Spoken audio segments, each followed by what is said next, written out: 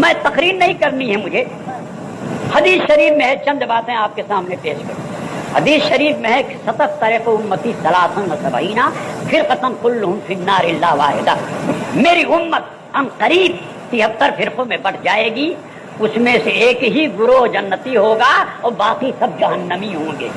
کان کھول کر سن لیجئے، وہ لوگ خاص طور پر کان کھول کر سن لیں جو یہ کہتے ہیں کرے یہ مولوی لوگوں کا جھگڑا ہے، یہ مولوی لوگوں کا جھگڑا نہیں ہے، یہ حضور کا ارشاد ہے، اور حضور نے جو فرمایا ہے وہ ہو کر رہے گا۔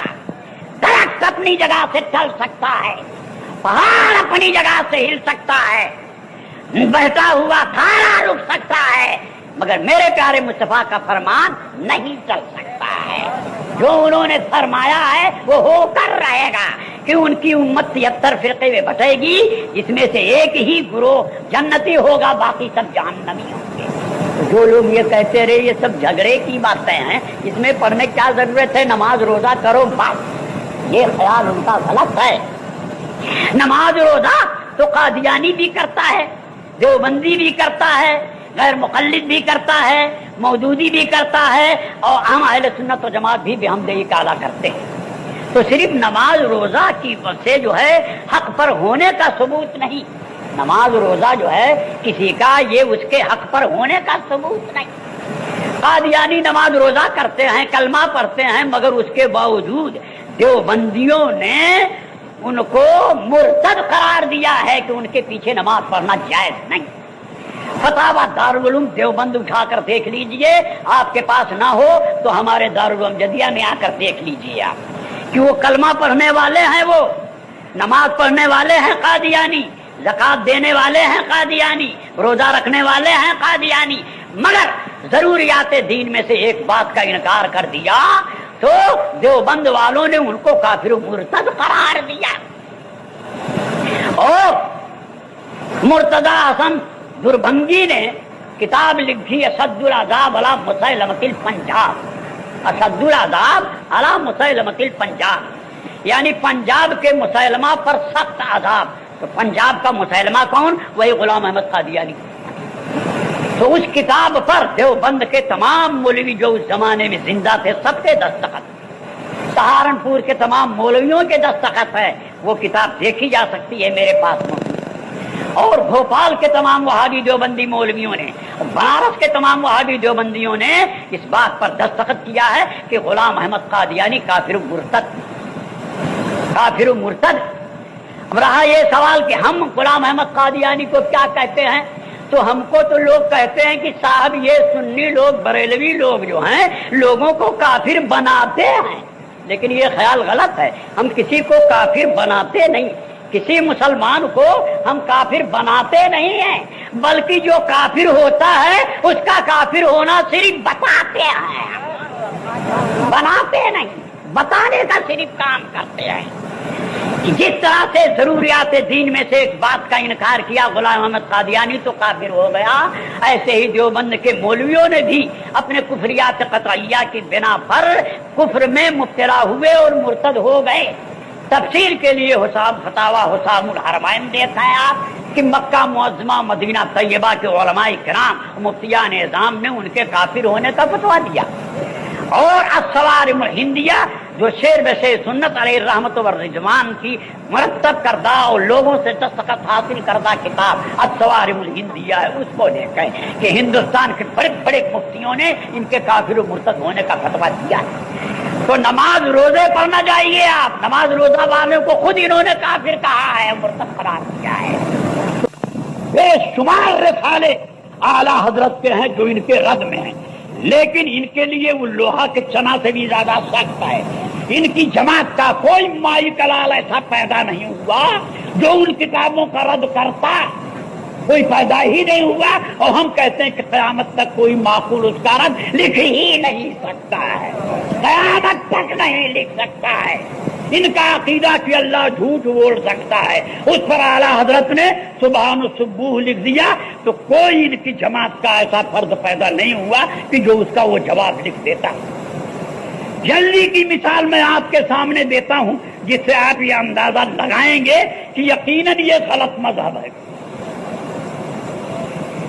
حضرت استاد العلماء حافظ ملت شاہ عبد العزیز صاحب قبلہ رحمۃ اللہ تعالی علیہ نے ایک کتاب لکھی، اس کا نام ہے المصباح الجدید، چھوٹی سی کتاب جس میں دیوبندیوں کے عقیدے لکھے۔ اس کے جواب میں بظاہر تو غالباً رہبر نام کا ایک آدمی تھا، اس کے نام سے وہ کتاب چھپی، لیکن منظور نعمانی نے درپردہ وہ کتاب لکھی اس کے جواب میں۔ اس کا نام رکھا مقام الحدیث، ادھر تھا تو المصباح الجدید نیا چراغ، المصباح الجدید نیا چراغ، نئے چراغ کے جواب میں ادھر سے مقام الحدیث یعنی لوہے کا ہتھوڑا پیش کیا۔ مقام الحدیث مانے لوہے کا ہتھوڑا۔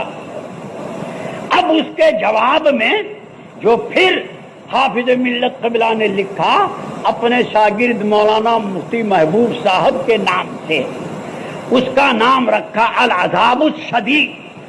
تو آج تک کوئی مائی کا لال اس جماعت میں پیدا نہیں ہوا جو العذاب الشدید کا جواب دیتا۔ یہ قرض ان پر، ان کے آباء و اجداد پر پڑا ہوا ہے، قرض باقی ہے جس کو وہ ادا نہیں کر سکتے آج تک۔ اگر ان کا مذہب حق ہے تو ان سے کہیے کہ تم العذاب الشدید کا جواب دو۔ کیا وجہ ہے کہ المصباح الجدید انہوں نے لکھی، تم نے مقام الحدید لکھی، پھر اس کے جواب میں العذاب الشدید، تو اس کا جواب تم کیوں نہیں دے سکے؟ چاروں سانہ کیوں چت ہو گئے؟ آج پیسے کے بلبوتے پر اپنا مذہب پھیلانا چاہتے ہو، لیکن جو لوگ کی حق کے پہچاننے والے ہیں ان کو تم کبھی گمراہ نہیں کرتے۔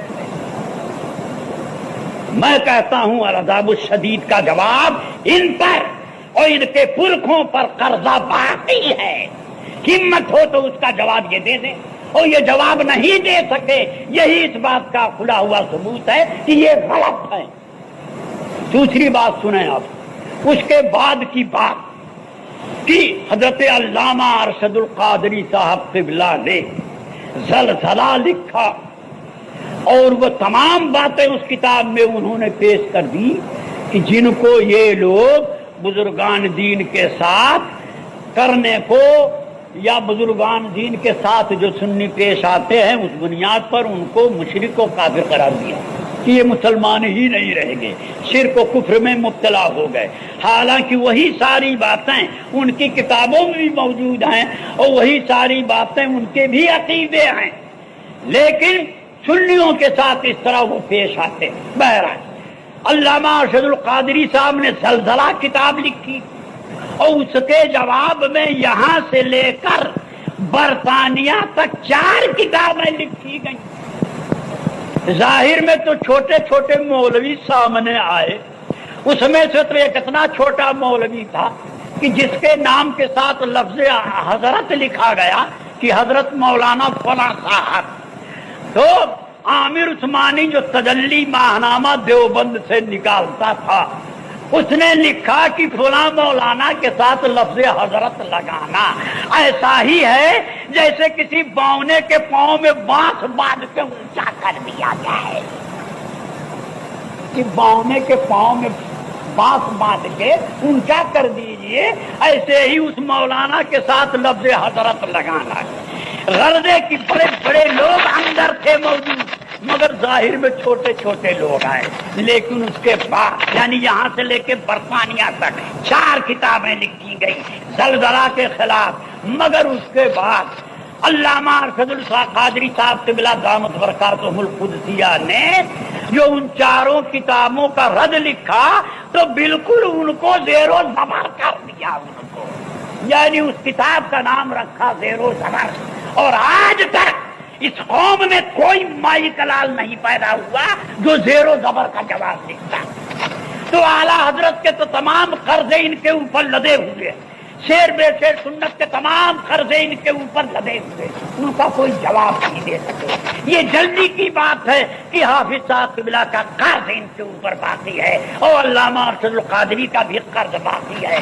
और अगर इनके अंदर ताकत कुव्वत है, अगर ये हक पर हैं, अपने आप का दावा करते हैं कि हम हक पर हैं, तो इन किताबों का वो जवाब लिखें। लेकिन हम कहे देते हैं कि वो जवाब उसका नहीं लिख पाएंगे। ये आज की बात नहीं है, कई साल पहले की बात है। ये लोग अपने कानों में तेल डालकर बैठे हुए हैं और धांधली और बेहयाई पर आमादा है और सऊदी अरबिया के रियाल के बलबूते पर सुन्नियों का ये ईमान खरीदना चाहते हैं। हकीकत में ये बातिल परस्त हैं और गलत हैं। लिहाजा है मुसलमानों, आप उसके फंदे में उनके आने की कोशिश नहीं कीजिए। अगर वो आपको रोजगार के लिए पैसा देते हो तो जान लीजिए आप कि रोजगार के लिए पैसा हमको इसलिए दिया जा रहा है कि हमारे ईमान को ये खरीदना चाहता है, हमें बेअदब और गुस्ताख रसूल बनाना चाहता है, इसलिए ये हमको पैसा दे रहा है। अरे देहातों में तो बकरीद के मौके पर बकरे भी तकसीम किए जाते हैं। जो गांव का बासर आदमी होगा और अच्छा आदमी होगा, कुछ खुशहाल होगा, जिसका आबादी के अंदर असर होगा, उसको बकरे भी ये लोग पेश करते हैं। क्यों? बकरा दे के उसको पहले सुलह कुल्ली बनाएंगे और सुलह कुल्ली के बाद फिर उसको देवबंदी बनाएंगे। तो आप उनके फंदे में कभी ना आइए। अब ये मुनाजरे का नाम नहीं लेते, अब ये हमारी किताबों का जवाब नहीं दे सकते हैं। अब अरब के रियाल के बलबूते पर सुन्नियों का ईमान ये खरीदने की कोशिश करते हैं। आप उनसे होशियार रहें। अल्लाह ताला आपको उनके फरेब से महफूज रखे। आमीन सुम्मा आमीन। अस्सलाम वालेकुम।